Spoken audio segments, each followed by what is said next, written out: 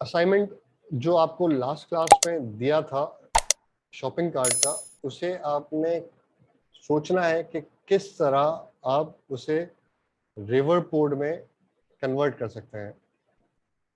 अच्छा, आपकी हेल्प के लिए मैंने कुछ डेटा यहाँ पे रखा है कि वाइल क्रिएटिंग शॉपिंग कार्ट हमने एक चीज को नोटिस किया है कि अगर मिसाल है कि यहाँ पे शॉपिंग कार्ट पे ये जो डिजिट आ रहा है उसको अगर हमने बनाना हो तो हमने डिफरेंट कंपोनेंट से डेटा को पास करना होगा ताकि यहाँ पे ये नजर आए। क्योंकि फॉर एग्जांपल ये एक लिस्ट कंपोनेंट बनेगा, ये लिस्ट कंपोनेंट किसी एक पेरेंट कंपोनेंट में होगा, फिर ये किसी एक जगह पे कोने में ये मौजूद है। तो उसको कॉम्प्लेक्सिटी को खत्म करने के लिए जिन्होंने ये एप्लीकेशन बनाई है उनको आइडिया होगा कि यहाँ तक नंबर पहुँचाने के लिए काफ़ी कुछ करना पड़ता है। तो आपने सिंपल ये काम करना है कि जिस तरह अभी हमने छोटी सी एग्जांपल की थी कि नीचे हमारे पास स्नैक बार आ जाए, उसी तरह हम यहाँ पे लिसन करेंगे इस विजिट में कि जैसे ही कोई चेंज हो डायरेक्टली हमारे पास डेटा चेंज हो जाए और यहाँ पे भी ऑफकोर्स डेटा चेंज हो जाए। तो इस तरह का काम आपने करना है इस वाले जो पिछले असाइनमेंट में जो पिछली वीडियोज में आपने देखा होगा कि वहाँ पे मौजूद है। अगला असाइनमेंट आपने बनाना है एक to do application. To do application बनेगी सिंपल, जिस तरह आपने नोटिस बोर्ड बनाया उसी तरह स्क्रैच से आप एक टू डू एप्लीकेशन बनाएंगे। उस टू डू एप्लीकेशन में आप टाइम लेंगे कि कोई टास्क की डिटेल डालें और उसकी ड्यू डेट और टाइम डालें। वो दोनों आप यूजर से इनपुट करेंगे। पहले एक टेक्स्ट बॉक्स होगा, दूसरा इसके बाद आप जो है उसकी डेट टाइम इनपुट लेंगे। उसके बाद user input field must be on separate screen. आपकी यूजर की इनपुट फील्ड जो है वो डिफरेंट स्क्रीन पे होनी चाहिए। ओके हो गया। Display similar to notice board application होना चाहिए, बट अगर ड्यू डेट पास हो जाए, यानी फॉर एग्जांपल ड्यू डेट थी 31 मार्च, अगर 31 मार्च पास हो गया है और आज कोई अप्रैल की पहली तारीख है या दूसरी तारीख है, तो वहां पे उसका कलर जो है ऑटोमेटिकली चेंज हो जाना चाहिए। उसके बाद आपने जो टास्क स्क्रीन पे दिखाने हैं वो वही टास्क होंगे जो उस लॉग्ड इन यूजर ने अपने टास्क बनाए हुए। यानी डेटाबेस में क्रिएटेड बाय की एक फील्ड आएगी फायरबेस में, जिसमें आप जब डेटा स्टोर कर रहे होंगे तो आपने उसकी यूजर आईडी, जिस तरह हम ईमेल स्टोर करा रहे थे उसी तरह हम यूजर आईडी भी करा सकते हैं, या अगर ईमेल भी रखते हैं तो भी ठीक है। तो जब आप स्क्रीन पे डिस्प्ले कर रहे होंगे फायरबेस के डेटा स्टोर से डेटा, तब आपने वहां पे फिल्टर लगाना है कि सिर्फ उन्हीं का डेटा है जिनका डेटा जो लॉग्ड इन यूजर है।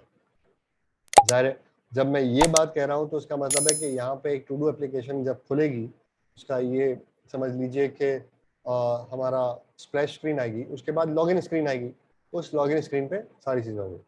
उसके बाद टास्क को आपने असेंडिंग और डिसेंडिंग ऑर्डर में कन्वर्ट करना। एक बटन हो, फिल्टर हो जिसमें आप असेंडिंग और डिसेंडिंग ऑर्डर में कर सकें। तो किस तरह आप लिस्ट को सॉर्ट आउट करते हैं असेंडिंग और डिसेंडिंग ऑर्डर में, ये काम आपने करना होगा। इसके बाद इस एक्सरसाइज को करने के बाद मेरा ये मानना है कि आप फ्लटर की एक बहुत अच्छी सी शानदार सी basic application but complete application बना सकते हैं।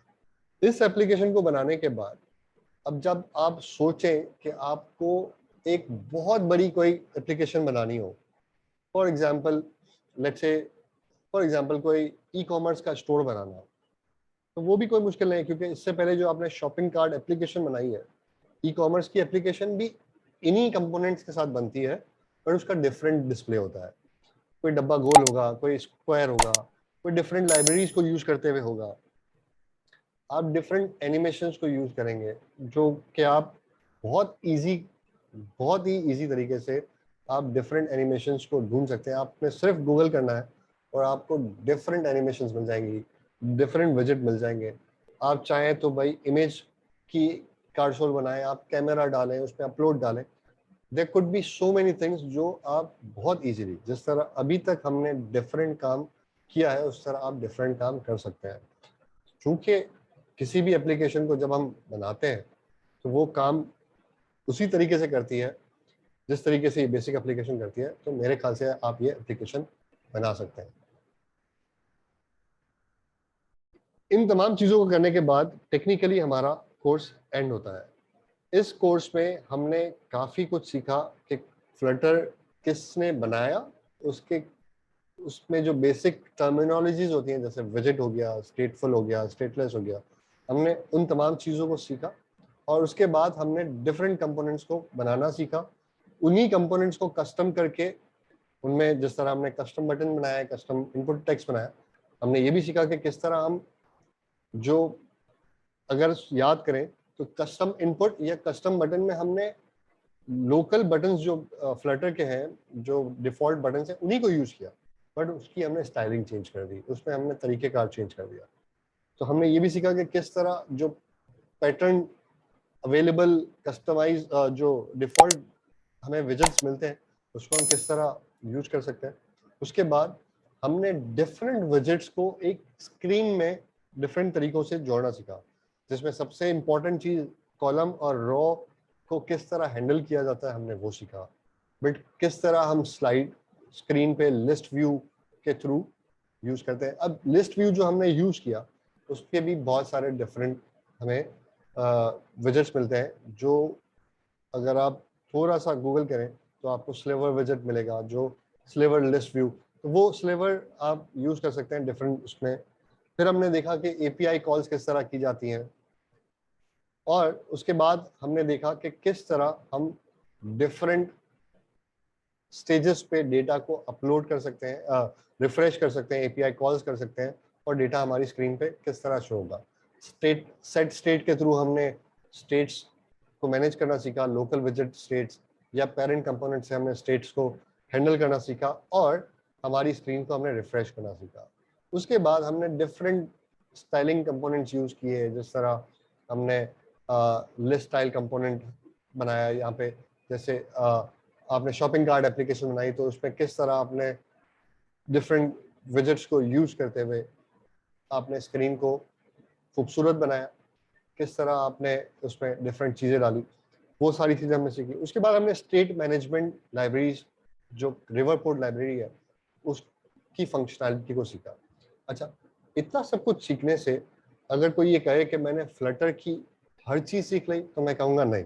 फ्लटर एक दुनिया है और उसमें हज़ारों चीज़ें हैं, हज़ारों लाइब्रेरीज हैं, जो कोई एक कोर्स, कंप्लीट कोर्स हमें नहीं सिखा सकता। बट हाँ, ऐसा ज़रूर है कि हमने इतना कुछ सीख लिया है कि अब हमें डिफरेंट जो स्टेट्स हैं वो हमें नज़र आना, डिफरेंट तरीकों से हमने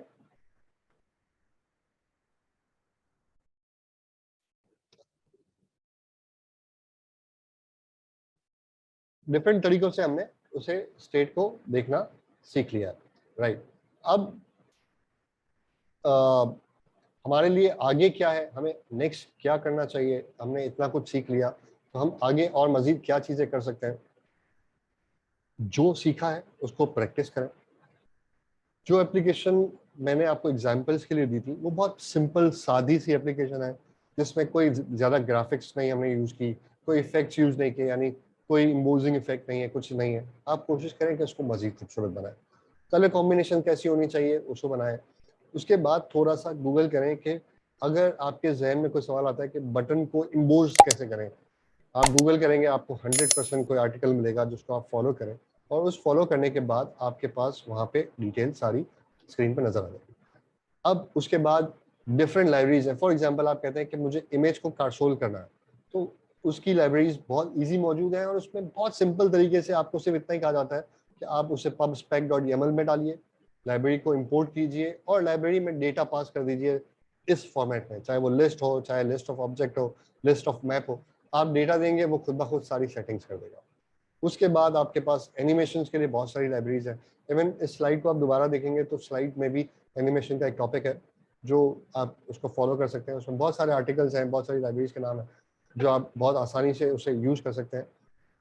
उसके बाद ऑफ कोर्स आप गूगल कर सकते हैं, उसके बाद आप अपने दोस्तों से पूछ सकते हैं। उसके अलावा इन तमाम एप्लीकेशंस को करने के बाद आप डिफरेंट एप्लीकेशन के कॉन्सेप्ट्स ढूंढिए और उसको एज अ प्रैक्टिस बनाइए और अपना पोर्टफोलियो बनाए। आप जितनी एप्लीकेशन बनाएं उसको अपने रेज्यूमे में डालें, उसको गिटहब में डालें और कोड को कोशिश कीजिए क्लीन लिखिए। वेरिएबल्स के नाम अच्छे होने चाहिए, वेरिएबल्स अलग अलग फाइलों में होने चाहिए, जो हमारी कॉन्स्टेंट की फाइल है, जो हमारी सर्विसेज की फाइल है। जब आप इतना कुछ कर देंगे और 3-4 सैंपल प्रोजेक्ट्स बना और गिटहब पे उसे डाल देंगे और गिटहब पे डालने के बाद उसकी स्क्रीनशॉट्स भी आप उसकी रीडमी फाइल में डालेंगे, और इन फ्यूचर आपको जब भी कोई फ्लटर का प्रोजेक्ट मिलता है, जॉब मिलती है, और आप उस जॉब में अपने उस पोर्टफोलियो को शेयर करेंगे, आई एम श्योर कि वो आपका कोड देखते ही आपको वैल्यू देगा कि आइए मुझसे बात कीजिए, क्योंकि मेरे कोड, आपका कोड शानदार है, स्ट्रक्चर्ड है, वेरिएबल के नाम ठीक है, लाइब्रेरीज आपने यूज़ की हुई हैं, एनिमेशन आपने यूज़ की हुई हैं, आपने उस डिफरेंट किस्म की इमेजेस को यूज़ किया है और खूबसूरत बनाया। तो यानी आपको काम करना आता है। अगर आपके पास एक्सपीरियंस नहीं भी है तो वो आपको मिल जाएगा, बट आप आइए और उसको टाइम दीजिए। तो इस तरीके से आप अपने आप को बेहतर ग्रूम कर सकते हैं with practice. There is no shortcut for the practice. आप बेहतर बनना चाहते हैं, प्रैक्टिस कीजिए, और दूसरों को दिखाना चाहते हैं कि आपको आता है, तो अपना पोर्टफोलियो बिल्ड कीजिए, जो कि बहुत ही इंपॉर्टेंट रोल प्ले करेगा आपकी आपकी फ्लटर की आगे प्रोफेशनल जर्नी में। तो इस कोर्स में इतना ही साथ था। आगे इंशाल्लाह इन फ्यूचर कभी मौका मिला तो और कोर्सेज के साथ आपके साथ रहूँगा, और राब्ते में रहने के लिए ऑफकोर्स मेरे यूट्यूब चैनल पे, मेरे फेसबुक पेज पे आप मुझे मैसेज कर सकते हैं, लिंक्डइन पे आप मुझे कनेक्ट कर सकते हैं, जिसकी डिटेल्स ऑफकोर्स डिफरेंट जगहों पे मौजूद है, वो आप देख सकते हैं। और अगर मैं कहूँ एक मरतबा और स्क्रीन शेयर कर दूँ, तो आपकी स्क्रीन पे आई थिंक